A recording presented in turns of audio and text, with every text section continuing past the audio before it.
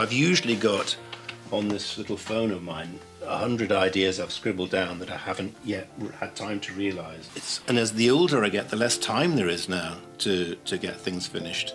David Knopfler, a name rarely mentioned when people talk about Dire Straits, the legendary band that shook the rock scene in the late 1970s. While his brother, Mark Knopfler, became an icon with his renowned finger-picking and melancholic voice, David quietly stepped out of the spotlight just before the band reached its peak. No scandals, no shocking statements, no stadium stages. He chose to step back and let others shine. But that doesn't mean he wasn't essential. David co-founded Dire Straits. He helped lay the foundation for the band's distinctive sound, that raw, clear, deeply resonant tone that captured the world's attention. He played rhythm guitar on the first two albums, stood on stage during the band's early, gritty days, performing in small London pubs, wrote songs, performed, and helped shape one of the greatest rock bands of the 20th century. And then he left. Just as everything was coming together, just as fame was within reach, David Knopfler chose to let go. Not because he failed, but because he didn't want to lose what mattered most: himself. This is not a story about someone left behind. It's the story of an artist who chose his own path. Quiet but unwavering, understated but sincere. And sometimes, it's those who don't chase the spotlight who leave the deepest marks, not just in music history, but in the hearts of those who truly listened. Have you ever heard a David Knopfler song when no one was talking about him? If not, maybe it's time. Early life. David Knopfler was born on December 27, 1952, in Glasgow, Scotland, into a family of Hungarian Jewish descent. His father, Erwin Knopfler, was an architect who had immigrated from Budapest, while his mother, Louisa Mary, was an English schoolteacher. When David was 4, the family moved to Newcastle upon Tyne in northeastern England, an industrial city where the sea breeze carried both the salt of the ocean and the chill of social distance. David grew up in the shadow of his older brother Mark, 3 years his senior, intelligent, charismatic, and always the center of attention. But David didn't envy him. Instead, he found his own world in music. By the age of 11, he was already playing guitar, piano, and drums, not to perform, but to take shelter. It was where he could say the things he couldn't put into words in everyday life. However, in the educational environment of that era, music was far from encouraged. David was once punished by the headmaster for tapping out the rhythm of Wipeout with his pen on the desk. He was reprimanded for playing the piano unprompted in class, and often had to hide sheet music in his bag when a teacher walked by. In a place where math and discipline were the standard, a sensitive boy obsessed with sound could only learn to stay quiet. Even so, his family didn't hold him back.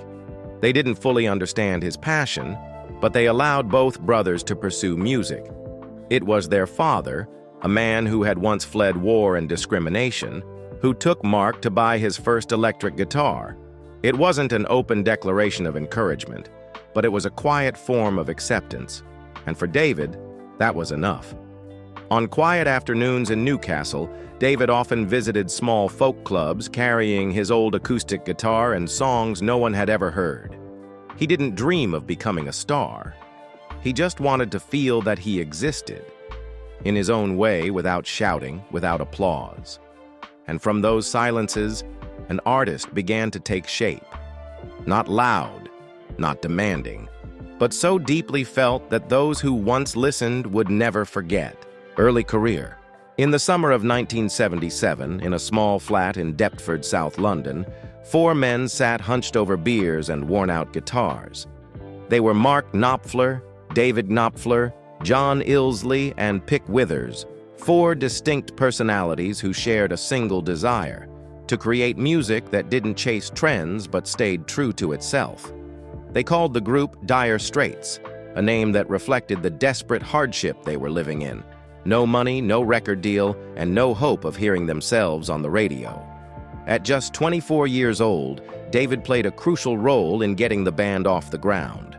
More than just the rhythm guitarist, He acted as the glue between members, managing rehearsals, handling technical tasks, and supporting Mark with songwriting. His guitar didn't seek attention, didn't steal the spotlight, but his solid, understated rhythm provided the foundation from which Mark's melancholic, soaring melodies could lift off.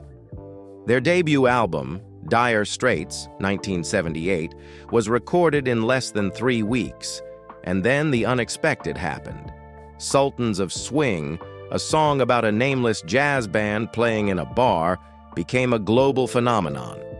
Suddenly, Dire Straits was on the charts, on television, and on the lips of music lovers everywhere.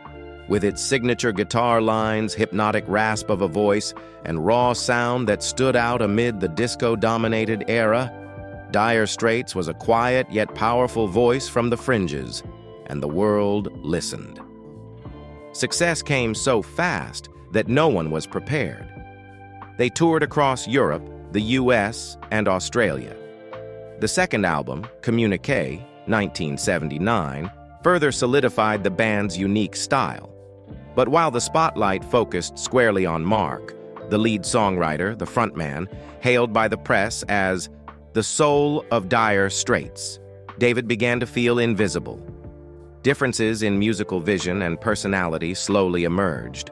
Mark was a perfectionist, controlling every aspect of the band's output. David believed in spontaneity and raw emotion. For him, music wasn't a contest of technique or dominance. It was a refuge for weary souls. But in a band increasingly run by rigid schedules and rising commercial pressure, that kind of feeling became secondary. The shadow of his older brother, one that had loomed since childhood, now turned into a wall he couldn't break through. Though he had co-founded the group and played on their first 2 albums, David Knopfler came to a painful realization. Dire Straits was no longer a 4-man band. It had become a stage for one star. And once again, he chose to step back. But this time, stepping back would carry consequences deeper than he ever expected. Turning point, leaving the band at its peak. In 1980, Dire Straits began recording their 3rd album, Making Movies. It marked a turning point in their sound, more complex, more emotionally layered, and it was also the time when the cracks within the band became unmistakably clear. While Mark Knopfler increasingly asserted total control over songwriting, recording, and artistic direction, David felt himself fading into the background of the very band he had helped create. It wasn't a dramatic shouting match. No insults, no drinks thrown in faces like in the typical band breakup movies. Just long silences after recording sessions, musical suggestions dismissed, lost glances in the mixing room, and finally, a cold, undeniable truth. David Knopfler was no longer needed.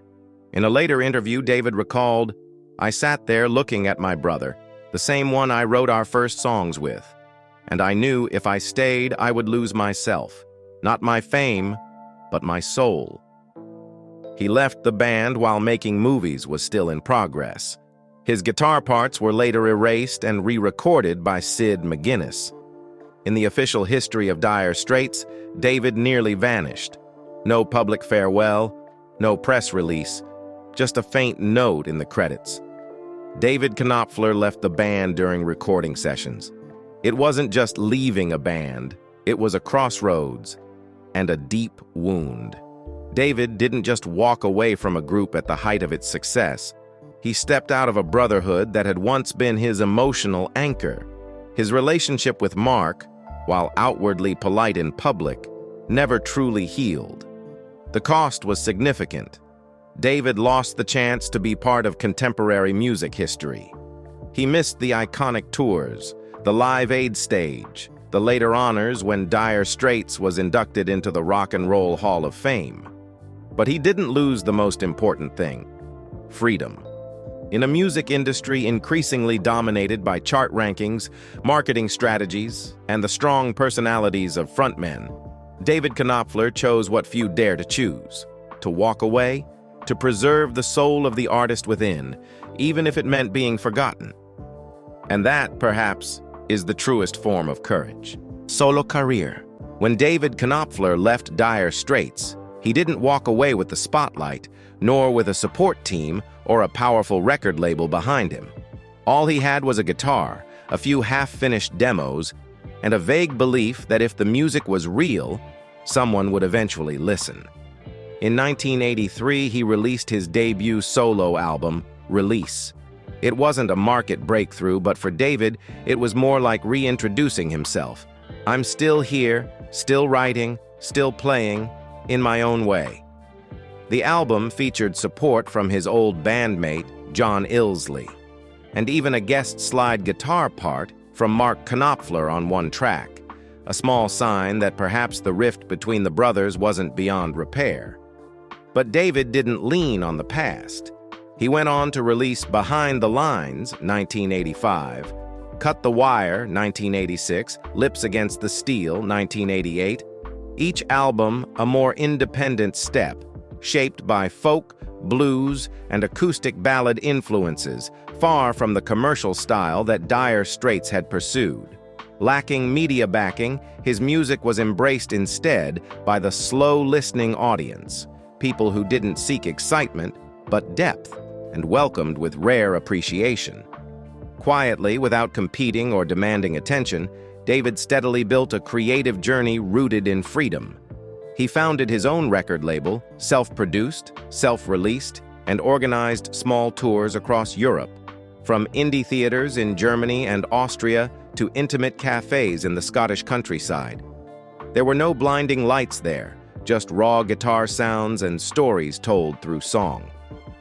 Once part of a band that played to tens of thousands, David now performed for just a few hundred. But to him, these were the moments of real connection.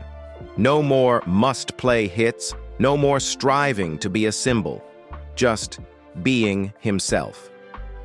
Throughout the 1990s and 2000s, he released albums such as Small Mercies, Wishbones, Ship of Dreams, Songs for the Siren, titles that weren't flashy, just like the way he lived, gentle, quiet, but full of feeling. Wishbones, 2001, drew critical praise for its rawness and lyrics rich with poetic imagery, a quality that made many forget he was once a member of one of the most successful rock bands in history. And still, without a major hit, without big awards, without invitations from Hollywood, David Knopfler kept writing. Last Train Leaving, 2020, released during the pandemic, was a soft-spoken meditation on time, memory, and parting. He never tried to keep up with the times or chase trends, because he never cared how many people heard him sing, only whether they truly listened. David Knopfler's solo career doesn't live on the charts. It lives in the libraries of those who love music the old-fashioned way, with their hearts. Personal life. If David Knopfler's career has been a solitary yet steadfast journey through the world of music, then his personal life mirrors that same spirit. Quiet, unshowy, and never in need of attention. He doesn't live in glamorous London, nor does he own a villa in Los Angeles like many of his peers. Instead, he chose Devon, a peaceful region in the southwest of England, as his sanctuary, a place where he can wake up each morning without anyone expecting him to be a role model. David is married to Leslie Strose, an American art professor who has been his quiet companion through nearly all of his musical projects for over 3 decades. Few people know about her, and that seems to be by choice. In a rare interview, David once said, "We're not a famous couple, but I know that whenever I write a lyric, Leslie will be the first to understand what I can't say out loud." Their marriage doesn't grace the pages of tabloid magazines, but it lives quietly in his music, in the gentle melodies, in lyrics about wordless understanding, in the sense of being accepted even when no longer standing beneath the stage lights. They have no children, but David often speaks of Leslie as an extension of his soul, the one who helps him stay grounded as an artist in a world increasingly obsessed with fame. Outside of music, David devotes time to poetry, writing, and social causes. He once founded a web design company, not to chase wealth, but to better understand how art might survive in the digital space. He has collaborated with organizations like Greenpeace and Amnesty International, performing at benefit concerts and writing songs with humanitarian messages. On many occasions, he's been spotted walking alone along the Devon coastline, carrying a notebook and pen. No paparazzi, no bodyguards. Just a middle-aged man in a weathered cap with thoughtful eyes, as if still listening to a melody only he can hear. David Knopfler's personal life has no drama, no scandals, no reunite then split headlines for media attention. But in that silence, he has preserved something many more famous artists have lost: peace, and perhaps that is a greater achievement than any gold-plated award. Legacy and influence. In interviews about Dire Straits, the spotlight almost always falls on Mark Knopfler, the icon, the legendary guitarist, the melancholy voice that led the band into the annals of music history. But David Knopfler? His name is rarely mentioned, as if he never existed in the band's formative years. Yet those who truly know, and truly listen, don't forget. They remember the crisp, refined rhythm work in Down to the Waterline, the subtle layers that gave Sultans of Swing its grace and flow. They know that without David's presence in those early days, Dire Straits might never have taken the shape we now recognize. David Knopfler's legacy doesn't reside in statues or public honors. It lies in the quiet music he has consistently created for more than 4 decades. Poetic ballads, independently released albums, small concerts where he tells stories more with his guitar than with words. For many younger artists walking the acoustic folk path, David stands as a rare model of artistic integrity, someone who never traded his inner truth for fleeting fame. He also represents a quiet voice for those artists written out of official history. In an industry that celebrates the frontman and forgets the companions, David Knopfler is a living reminder of an uncomfortable truth. Not everyone gets the recognition their contribution deserves. And for that very reason, his legacy takes on a different hue, not flashy, not widely remembered, but enduring in the hearts of those seeking authenticity in music. Many people have discovered albums like Wishbones, Songs for the Siren, or Last Train Leaving not out of curiosity, but because they needed refuge. In those songs, there is the stillness of someone who once stood in the eye of the storm and chose to walk a different path, knowing few would follow. And that is David Knopfler's true influence. Not an explosion, but an echo. The echo of an artist who never needed to stand out, only to be honest to the very core of who he is. Current life. In recent years, David Knopfler has remained steadfast on the independent musical path he chose more than 4 decades ago. Though he no longer appears on television or receives widespread media coverage, he continues to write, record, perform, and maintain a close connection with his loyal music community. Between 2021 and 2022, David released Shooting for the Moon and Skating on the Lake, 2 deeply lyrical, introspective albums, rich in imagery and personal emotion. Each track feels like a musical letter to the world, gentle yet resonant. He continues to perform regularly in small theaters across the UK, Germany, and Austria. Venues so intimate that the audience can hear the artist's breath between phrases. Outside of music, he devotes time to poetry, essays, and maintains a personal website that functions like an open diary, a space where he shares his thoughts, emotions, and tour schedules with sincerity and simplicity.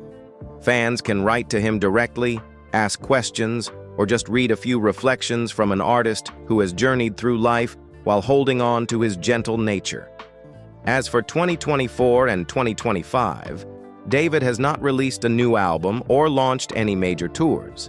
However, he continues to be quietly active, appearing at a handful of local performances, sharing demo recordings on digital platforms, and even stepping briefly into local politics by running for a seat on the Tainbridge District Council as a member of the South Devon Alliance, though he was not elected. His engagement with the political and social life of his community wasn't a publicity move. It came from a sincere civic spirit. Like his music, it's simply another way for him to raise his voice, not to be celebrated, but to contribute to a kinder, more just world. Though his name may no longer appear in major media, David Knopfler continues to create, continues to give, in his own way, without asking anyone's permission. He doesn't need a grand farewell tour or a bronze statue to be remembered. Because for those who have truly listened to him sing, David's music has already stayed, like a nameless breeze, yet strong enough to stir even the most weary soul. David Knopfler never needed to stand center stage to earn applause, nor to be tethered to a legend to prove his worth. He is living proof of a rare kind of artist, one who creates quietly, persistently, and stays true to his essence for half a century, even as the spotlight once brushed past him, then moved on. He wasn't mentioned at the Rock and Roll Hall of Fame induction in 2018 when Dire Straits was honored. No one called him a legend, no award was placed in his hands, but he never asked for one. Because for David, the greatest reward is making music without needing permission, living without having to play a role. His life is a quiet choice, but never a faint one. He may have been forgotten in headlines, but never in the memories of true music lovers, those who once heard a gentle ballad late at night and realized someone out there is feeling exactly the same. And if there's a definition of success that doesn't rely on numbers or fame, David Knopfler might just be it. A man who kept his soul intact, even as the world around him kept changing. If you believe that artists like David Knopfler deserve to be heard and remembered, hit like, subscribe to the channel, and turn on the bell so you won't miss the next stories. Have you ever listened to a solo album by David? Share it in the comments, because music isn't just for hearing, it's for connecting those who still cherish what's real. See you in the next videos, where we continue to tell the quiet journeys of those who never stopped creating.